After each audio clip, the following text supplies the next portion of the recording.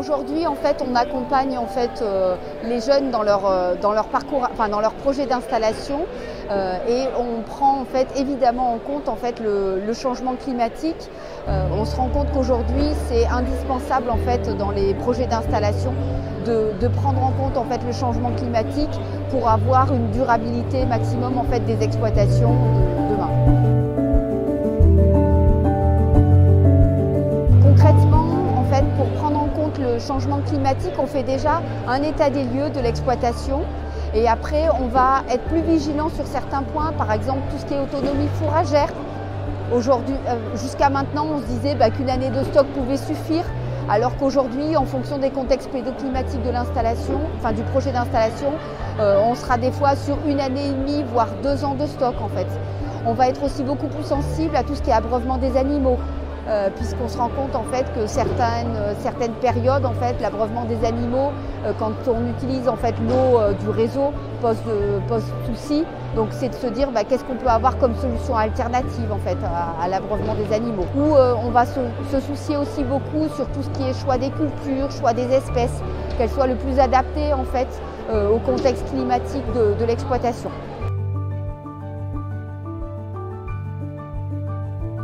Au moment du plan d'entreprise, du projet d'installation, on essaye de le prendre en compte, mais c'est vrai qu'on ne peut pas tout prendre en compte, c'est-à-dire que des fois le jeune agriculteur ne connaît pas encore n'a pas encore pris suffisamment en main l'exploitation pour se rendre compte de toutes les adaptations qui sont nécessaires. Donc voilà, c'est pour ça que des fois, il y a des investissements que le jeune va décider de réaliser en première, en deuxième ou en troisième année. Donc le message, c'est de se dire effectivement, il y a un plan d'entreprise qui est fait au moment de l'installation, mais il ne faut pas rester là-dessus et se dire qu'on ne peut pas le faire évoluer sur les 4 ans. Il faut pouvoir le faire évoluer en fonction des besoins d'adaptation de l'exploitation. Ce n'est pas une fin en soi, parce que la vie passe par là, donc le prévisionnel qui est fait à un moment donné ne se vérifie pas forcément tous les ans.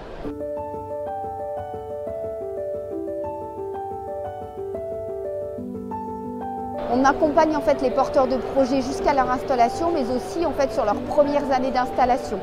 Et c'est vrai que le changement climatique, on va aussi le prendre en compte et le travailler sur les premières années d'installation, quand le jeune installé aura pris en main pleinement l'exploitation, notamment lors de formations où les jeunes vont pouvoir échanger entre eux sur ce qu'ils vivent aujourd'hui sur l'exploitation, sur peut-être déjà certaines solutions, certaines adaptations qu'ils ont trouvées et puis nous leur apporter aussi des éléments, peut-être d'autres adaptations possibles en fonction des années qu'ils viennent de connaître et aussi en fonction des recherches qui sont en cours par exemple sur l'abreuvement des animaux ou sur les évolutions climatiques.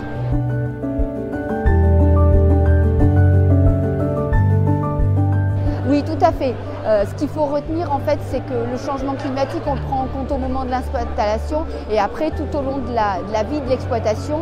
Et on le prend en compte aussi en fonction des recherches qui sont faites, puisque on a énormément de travaux qui sont faits par différents instituts de recherche sur le changement climatique et sur les conséquences sur les exploitations agricoles. Donc c'est important tout au long de sa carrière d'agriculteur de se renseigner, d'aller chercher de l'information pour voir quelles adaptations sont possibles sur l'exploitation.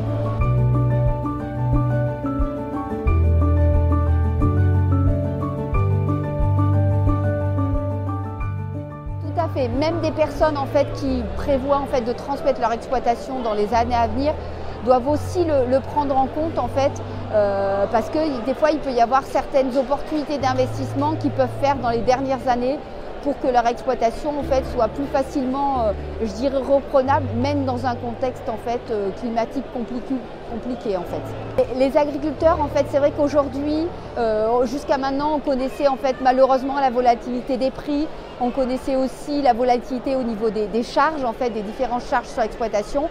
Et aujourd'hui, on connaît aussi les variations importantes d'une année sur l'autre en conditions climatiques.